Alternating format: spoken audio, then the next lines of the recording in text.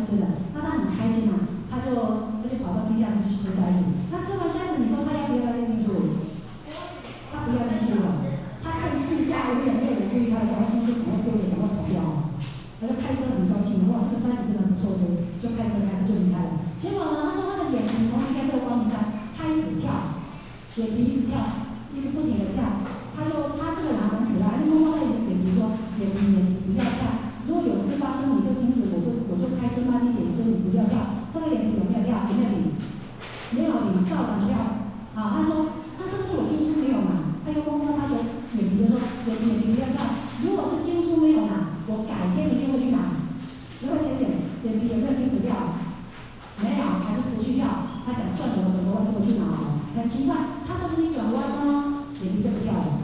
所以表示呢，这地藏王菩萨要跟他。所以呢，后来他回家之后，他就开始，而且呢，他就开始研读这个地藏菩萨普愿经。那时候呢，地藏菩萨还会带他的灵魂呢去游地狱哦。所以每次他来收租的时候啊，他都会说：“我告诉你们哦，我看你们善良啊，设了佛堂，所以我对你们特别好哦。但是我告诉你们，不可以做坏事哦。人如果做了坏事啊，一定要下地狱哦，要怎样讲很多。那我们听他这样讲，我们很开心嘛，就说：哎，你来求道，你来开智慧哦。然后跟他讲很多，可是呢，他不要，他怎么样就不要说我信我的地藏王菩萨就好了。结果呢，当他第三次了，我们要引渡他，他还说 no 的时候呢，他回到家，地藏王菩萨就跟他后面了，就跟他说：你拜我，我只可以让你平安，但你有你的因缘，所以呢，你一定要去找一个什么回天的路。那这个路呢，就在你的身边，在你身边而已。然后呢，地藏王菩萨另外一个境呢，就让他梦到后学跟郭经理，我们两个人拿了一部经给他。他说这部经啊，闪闪发亮。若只是一本书，你不会觉得它是很宝贵，对不对？他说他这个经书就闪闪发亮，他觉得不可思议。打开来看呢，一个字都没有。各位姐姐，这是什么？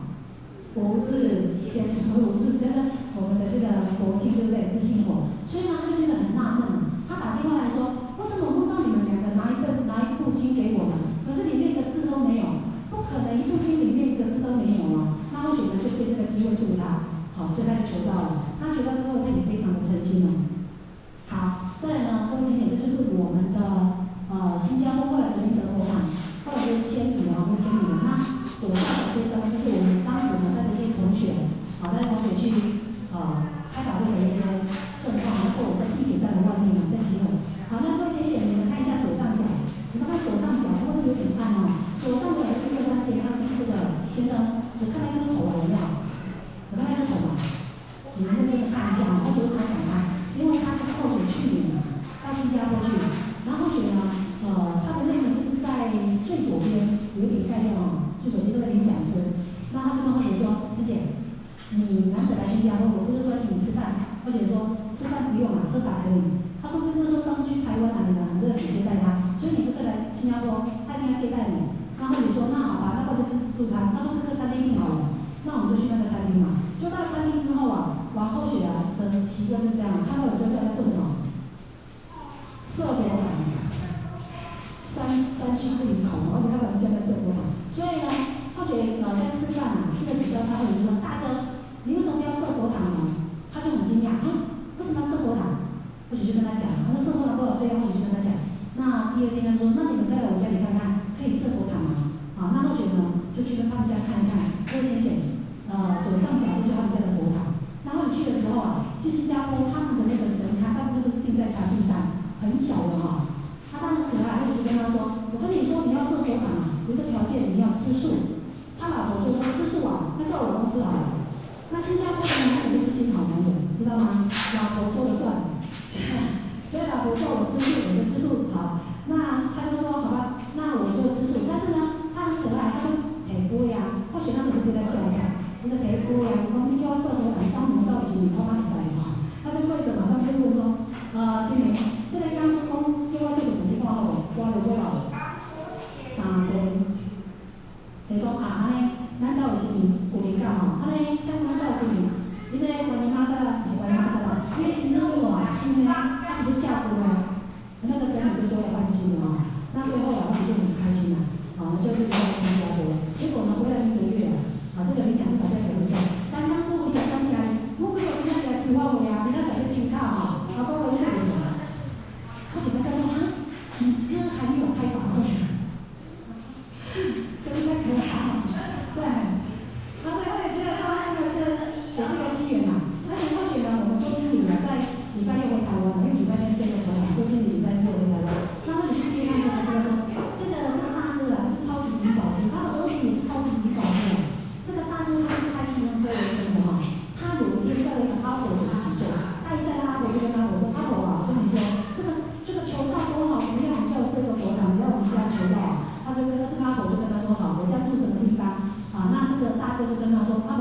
我明天7点半来接你。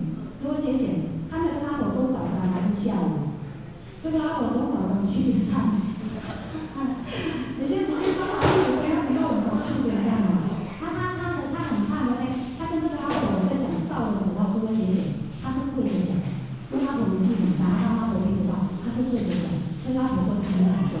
那我有听过经理在传述这个，或许觉得很感动，真的很感动。所以有时候各位姐姐，我们把路人把鼓励人家亲口，鼓励人家圣佛法挂在嘴边，有时候你都会有意想不到的收获，真的。好像或许跟那个家长讲，我说你要圣佛法，其实或许不知道说他根本才刚求道嘛，或许是他那个家长就跟他说，他不是我们这组线的，但是或许的学生家长，或许每次看到他还在想，就说，你夫妻在念圣佛法啊，那他觉得很奇怪，为什么你每次都跟我夫妻讲要圣佛法？结果呢，过了1年之后呢，他就跟他们说，朱莉，你有没有要帮我放水哦？我讲我都出国过年，他就说，你无用，我跟你两个再来看好了。我讲你看水要创啥？伊讲我去圣佛堂，圣佛堂，这个道理这个来去。是，所以呢，他去了，你到他家去的时候才知道说，他们的那个要圣佛堂的地方比我们的这个佛堂还要大，因为他楼下是租给人家开工厂的。他就跟我说，朱莉你看，我这些活动你看都无搞，隔壁迄栋嘛是我的啦，无边仔吼，伊讲边仔去坐山，迄头前迄田拢我的，你看倒一间有哈？然后我就跟他说。都会使，你那个谁都会使。但是他跟他们的前贤讲，他主持人那些贤讲，我旁边打他来，然后他就跟我说他挺失望，他就说，我今日我那个社工佛堂是社家里的，那无你若感觉地伤济就想要社工佛堂，无你再多多年，在开玩笑的嘛。但是呢，他今年跟后学讲，他今年一定要社佛堂。然后我就问他说为什么？他说，因为大家来这里要叫社佛堂，所以我一谢谢你，你看懂没有？是啊，这个叫爱的唠叨。好，各位谢谢，大家看到那个右上角有没有？第一排1、2、3、4，从右边上来第4位，那是后雪的爸爸。后雪的爸爸，他到前几年才到新加坡，他才知道原来后雪在那边做什么。那后雪的妈妈呢，是在生重病之前派到新加坡去参加印尼的10周年庆就是佛塔阿座。那后雪的妈妈，从印尼回到新加坡的码头的时候呢，因为当初是妈妈鼓励后雪去开荒的，支持后雪去开荒的。后来因为爸爸很不谅解，所以妈妈也吃了很多。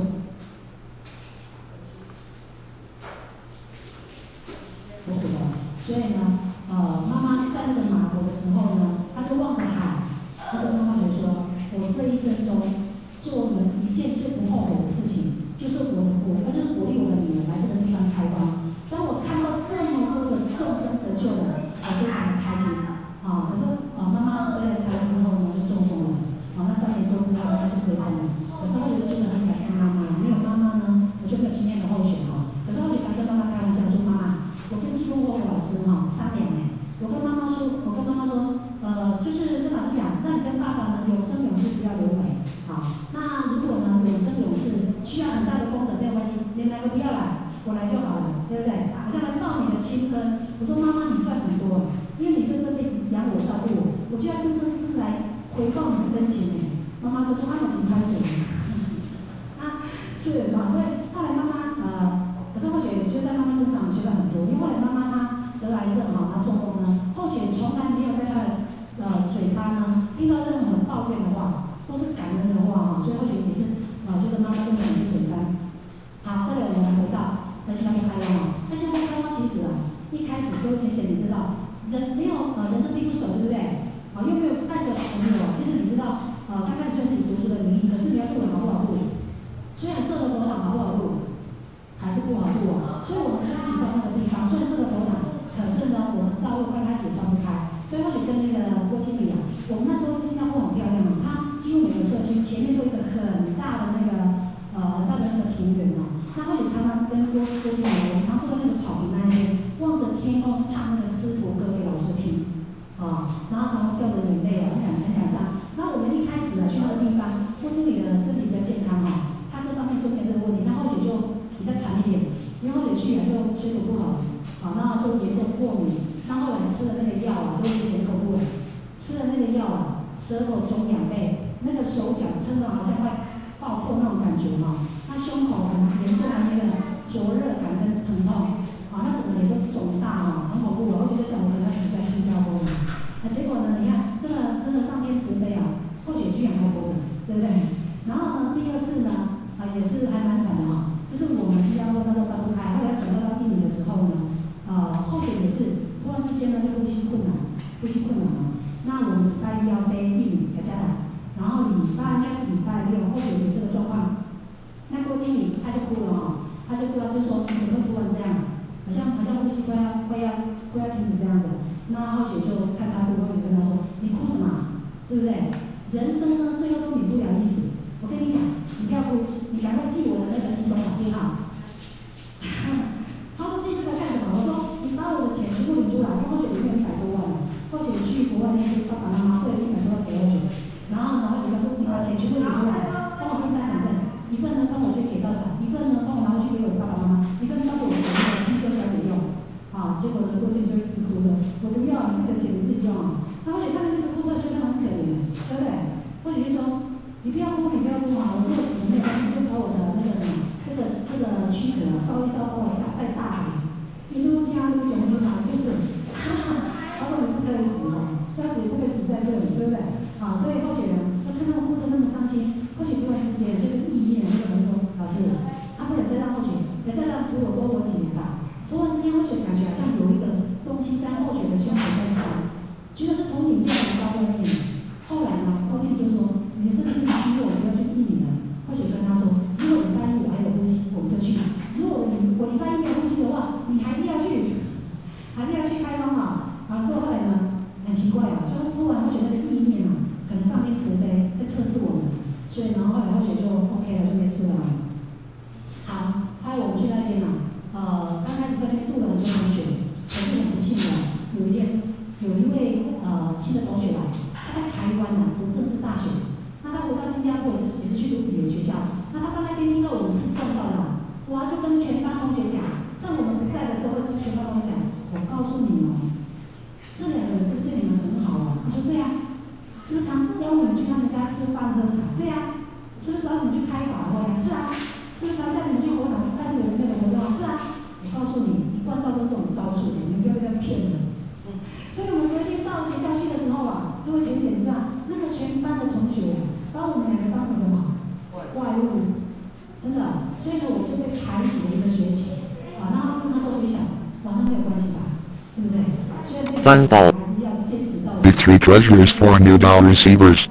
人的一生中有许多值得庆贺的事情，但却有更多无价且必须要全力以赴来追求的东西。There are many things in life worth celebrating. However, there are even more priceless things worth pursuing with all our efforts. 2500多年前，当释迦牟尼佛仍是王子时，亲眼目睹了人世间之生老病死，他告诉自己，一定要找到一条永恒之路。于是，他放弃了王位及荣华富贵，四处去找寻迷失及永久解脱的法门。后来，燃灯古佛为他授记，最后他修成了正果，也留下了许多的经典，引导众生开悟正果。About 2,500 years ago, when Sakyamuni Buddha was still a prince,